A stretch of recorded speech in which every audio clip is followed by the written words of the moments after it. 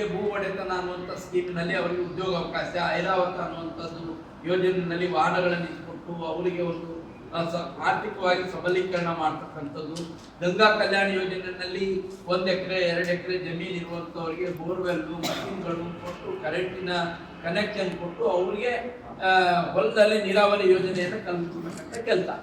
ಇದನ್ನು ಮಾತ್ರ ಮಾಡಲಿಕ್ಕೆ ಅವಕಾಶ ಇರುವಂಥದ್ದು. ಆದರೆ ಕಾಂಗ್ರೆಸ್ ಸರ್ಕಾರ ಈ ಹಣವನ್ನ ಇದಕ್ಕಾಗಿ ಬಳಸ್ತೇನೆ, ಏನು ಸರ್ಕಾರ ಸಾಮಾನ್ಯವಾಗಿ ಎಲ್ಲರಿಗೂ ಗ್ಯಾರಂಟಿ ಕೊಡ್ತೀವಿ ಅಂತಕ್ಕಂಥದ್ದನ್ನ ಪಂಚ ಗ್ಯಾರಂಟಿಗಳ ಬಗ್ಗೆ ಮಾತನಾಡುವಂಥ ಕಾಂಗ್ರೆಸ್ ಸರ್ಕಾರ ಈ ವಿಶೇಷವಾಗಿ ದಲಿತರಿಗೆ 18% ಇಡಬೇಕಾದಂಥ ಹಣ ಇದೆ. ಅದು ಕೇವಲ ದಲಿತರ ಓಣಿಗಳ ಅಭಿವೃದ್ಧಿ ಮತ್ತು ದಲಿತರ ಆರ್ಥಿಕ ಸಬಲೀಕರಣಕ್ಕೆ ಮಾತ್ರ ಮೀಸಲಿಡಬೇಕಾಗಿದೆ. ಆದರೆ ಈ ಸರ್ಕಾರ ಅದನ್ನ ಗ್ಯಾರಂಟಿ ಯೋಜನೆಗಳನ್ನ ಪೂರ್ಣಗೊಳಿಸಲಿಕ್ಕೆ ಅದನ್ನು ಬಳಸ್ತಾ ಇರುವಂಥದ್ದು ಇದೊಂದು ಅನ್ಯ ಮಾರ್ಗದಲ್ಲಿ ಹಣ ಬಳಸ್ತಕ್ಕಂಥದ್ದೇನೆ ಆಗುತ್ತೆ.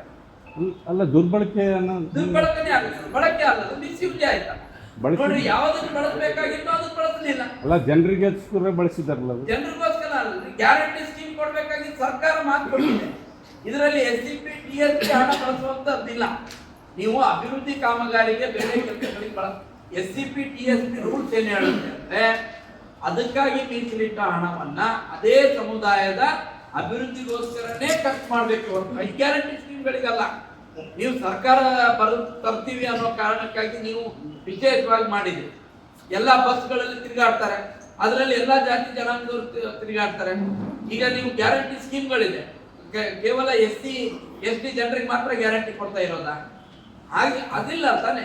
ಇದು ಕಾಮನ್ ಆಗಿ ಎಲ್ಲರಿಗೂ SCP TSP ಹಣ ಎಲ್ಲರಿಗೂ ಕೊಡ್ತಾ ಇದ್ದಾರೆ ಗ್ಯಾರಂಟಿ ಯೋಜನೆಗಳನ್ನು ಬಳಸಲಿಕ್ಕೆ. ಹಾಗಾಗಿ ಇದು ಒಂದು ಅನ್ಯ ಮಾರ್ಗ ದುರ್ಬಳಕೆ ಆಗಿದೆ ಅಂತ ಸರ್ಕಾರ ಏನ್ ಹೇಳ್ತಂದ್ರೆ SCP TSP